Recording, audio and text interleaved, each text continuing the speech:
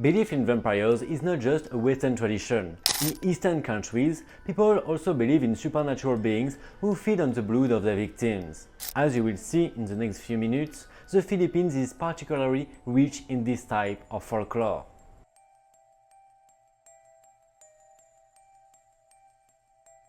When the Spanish arrived in the Philippines in the 16th century, they reported the existence of a mythical character who terrorized the inhabitants of many parts of the country. Philippine folklore describes him as a mixture of vampire, ghoul and sorcerer. The word Aswang is apparently derived from Asura, which in Sanskrit means demon.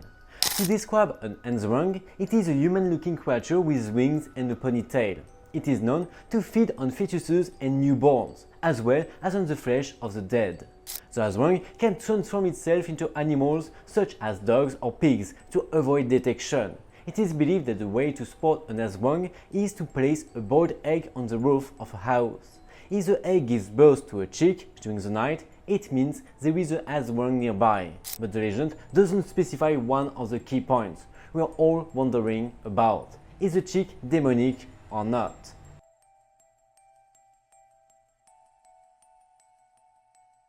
The origin of the Aswang in Philippine mythology is surrounded by a rich amalgam of traditions and beliefs dating back to antiquity.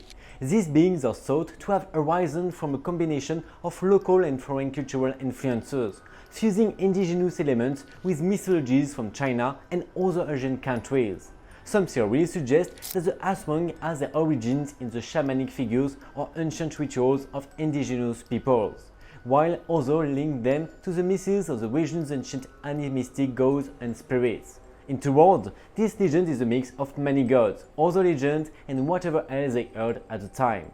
A common explanation of the origins of the Aswang links them to the arrival of the Spanish settlers and the introduction of Christianity to the Philippines. It is thought that, in response to oppression and forced conversion, some communities adopted demonic figures such as the Filipino vampire to represent fear and resistance against the invaders. This reinterpretation of ancient legends and beliefs may have helped consolidate his figure in this mythology, giving him new meanings and symbolism in the historical and cultural context of the archipelago.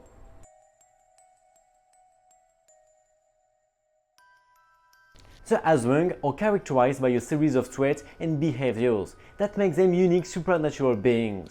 First of all, their physical appearance is variously described, although they are generally described as humanoid figures capable of metamorphosing at will. This metamorphic ability enables them to take on the appearance of animals such as dogs, pigs or birds, giving them unique versatility in stalking their prey. In their human form, Aswang can go unnoticed in society, increasing their dangerousness by allowing them to blend in easily. In addition to their ability to metamorphose, Aswang are known to possess a wide range of supernatural abilities that make them formidable. These include the ability to fly, extraordinary strength, and the ability to split their bodies in two, a feature that adds an even more unsettling element to their nature. It is thought that they use these abilities to stalk their prey in the dark of night, hunting with cunning and stealth. Behaviorally, Aswang are nocturnal creatures that feed mainly on carcasses and internal organs, especially livers. Moreover, as already mentioned, they frequently devour fetuses even in their mother's wombs. Their sinister and cunning modus operandi includes the ability to hypnotize their victims, enabling them to trap them with little resistance. This ability to manipulate minds reinforces their reputation as deadly predators in Philippine mythology, making them both feared and respected figures.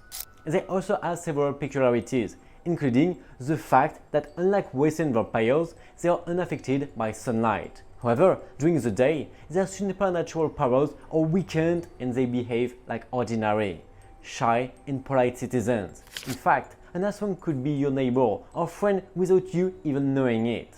They only attack at night and never your neighbors or friends. There is a traditional Filipino saying that a neighbor's ring is better than a thief's.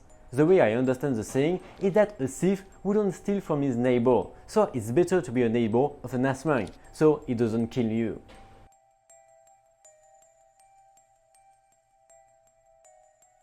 Prepare your best armor because defending yourself against an Aswang is a difficult task due to the supernatural and cunning nature of these creatures.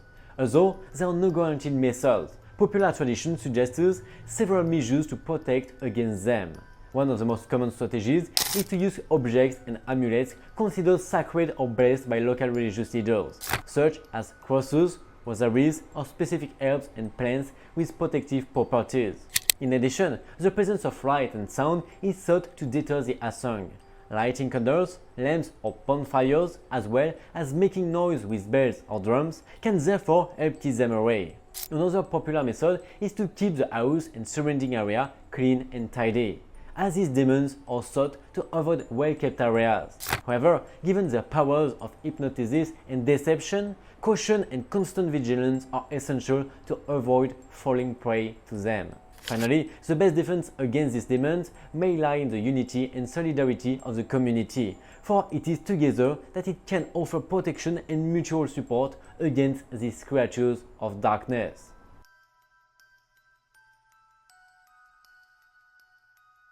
The name Manananggal comes from the Tagalog language, more precisely from Tanggol, which means to eliminate or to separate.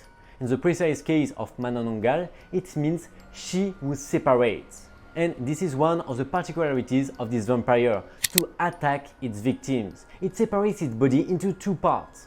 The lower part remains on the ground, while the upper part flies off to attack.